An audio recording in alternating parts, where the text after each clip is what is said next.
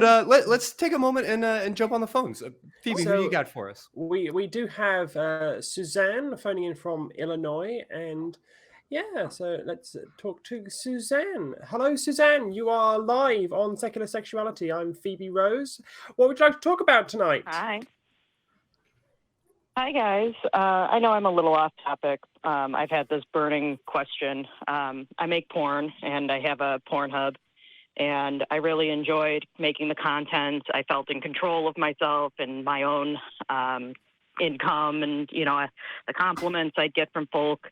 And then when Roe v. Wade went out the window, I kind of felt icky. It felt like all of a sudden I didn't have, it's not that anybody came up and said, you can't make porn anymore. But all of a sudden it was like, I'm making content for people who will actively choose to despise me and vote against me by voting Republican, and I can't necessarily, curtail, only Democrats can watch my content. I don't want to be like that at all. But I find it hard to get back into the swing of things when I'm constantly fighting against the patriarchy that's like, fuck you for making porn. But on the same breath, it's like, they're going to devour it. They're going to click on my stuff. And I'm like, hey, click on my stuff. That just gets me more money.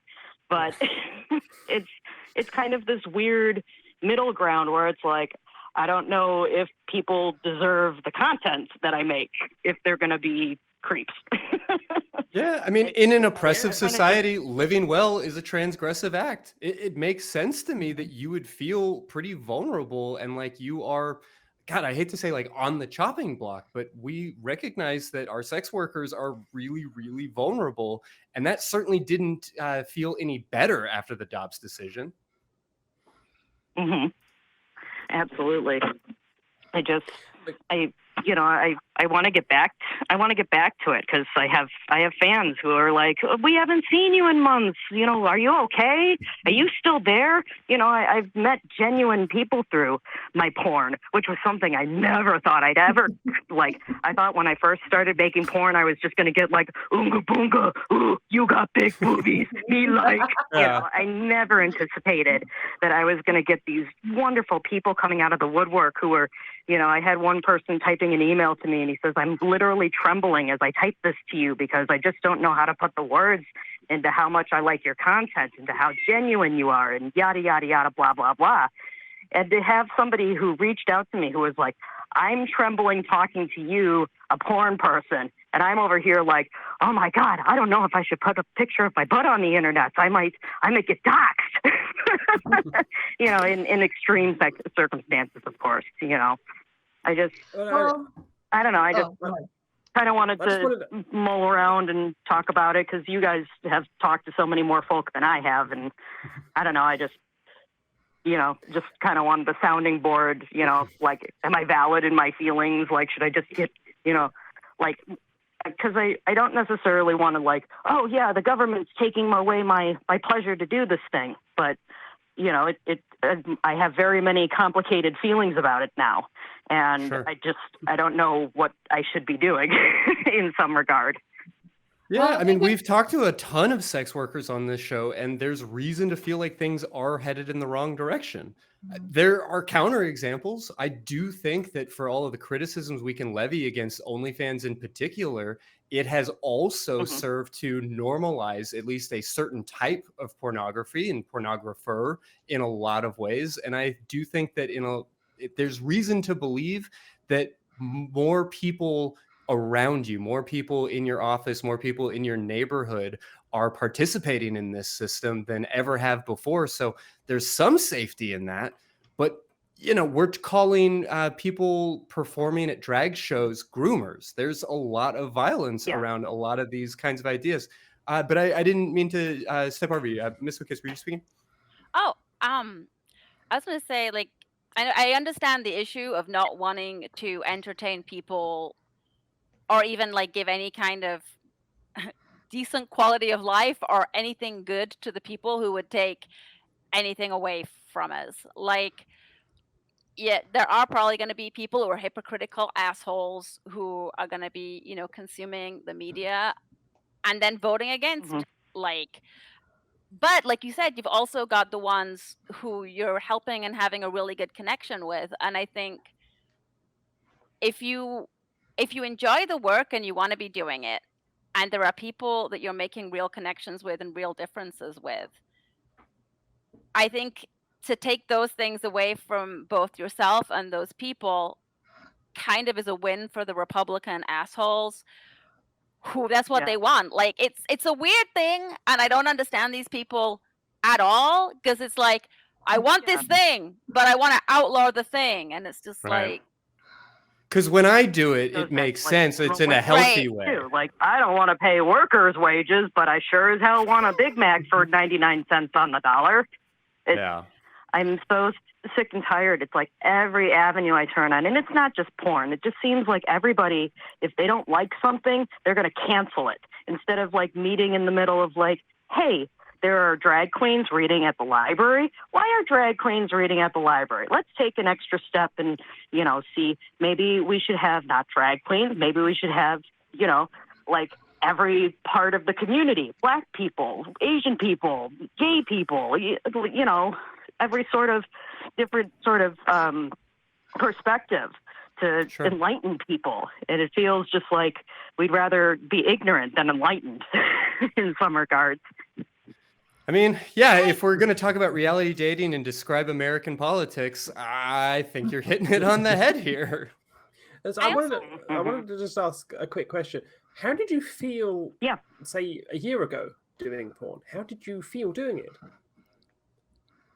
it? A year ago, I kind of almost, like, I don't know why all of a sudden it's become more prominent where I'm, like, weird about it. But, like, a year I was just kind of like, oh, I'll just ignore it. I'll just kind of keep doing what I like to do, keep making, the content that I like to produce. And I just kind of put my nose to the grindstone and didn't really pay attention too much to the political discourse. And then once it kind of came to a head, I was kind of like, well, I have to, it was kind of like I felt that I had to put my words, or at least put some action of my own into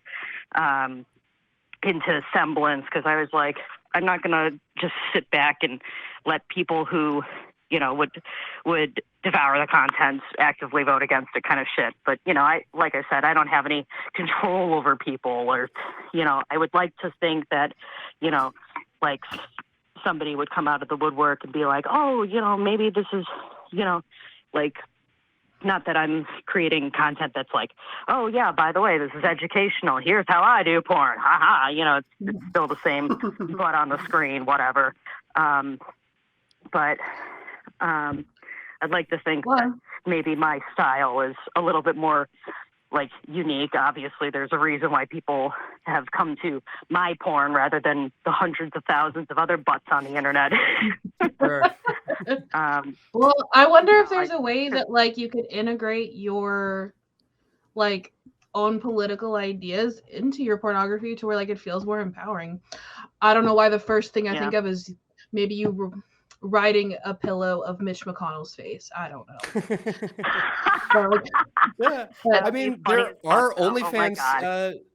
There but are like certainly OnlyFans pages that are just people talking about politics while naked or while masturbating or whatever else. And, it's okay to, I guess, like queer your content that way. Yeah. I know that there's like a femdom out there who does like, she has like Republican clients and will make them basically like read, books on like LGBTQ rights or whatever, and have them love her. write lines and things like that. And like basically, and I'm like, fucking A.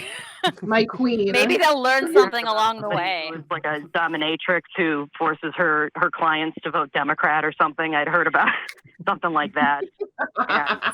You got to whip those votes any way you can. I don't know if I would go as far as to like, make all my clients vote Democrat in that regard, but I just feel icky. I like my audience how it is now. But, there's that double-edged sword of like, if I keep making content, I'm eventually just going to get more popular just because I'm going to accrue so much content and, my audience will just grow. People will share the content, what have you. And then it just becomes kind of scary to me because right now I have a small audience of like, I think I have like 3,000 subscribers or something. It's pretty small in regards to like the millions of subscribers you hear about on YouTube every day. But it also kind of scares me that once I get like a larger audience, it's going to be one more overwhelming because there's going to be so many voices coming directly at me because I'm one person and there's 3,000 plus. I mean, not necessarily like everybody's going to be like typing all at the same time. Hello, I love your shit.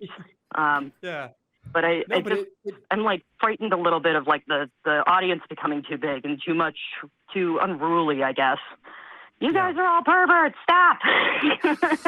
No, I mean, it's totally fair. And I guess the last thing that I will throw into all of this is to say, I can't tell you whether or not it's safe for you to keep doing this kind of work or what you should do.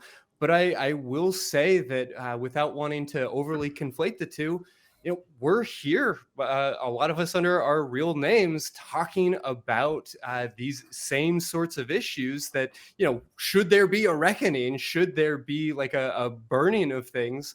And it is scary, right? Like I have to be very aware of the fact that my name, my business is all readily available and connected to this atheist activism. And it makes sense for you to be a little bit concerned. So the only advice I can really give you is to take the necessary steps to like protect yourself and to cover up your digital footprint.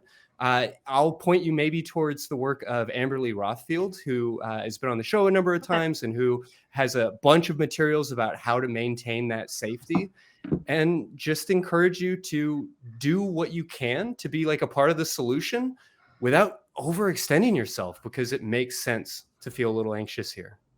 And one thing, thank you, because that was the other thing. I'm like, am I just overbearing? Am I just being too anxious? Because I'm an anxious person in general anyway. So it was another reason I wanted to call in. Like, am I over exaggerating on my fears?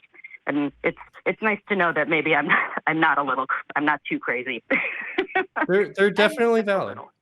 I also want to say, when you're talking about the audience getting too big,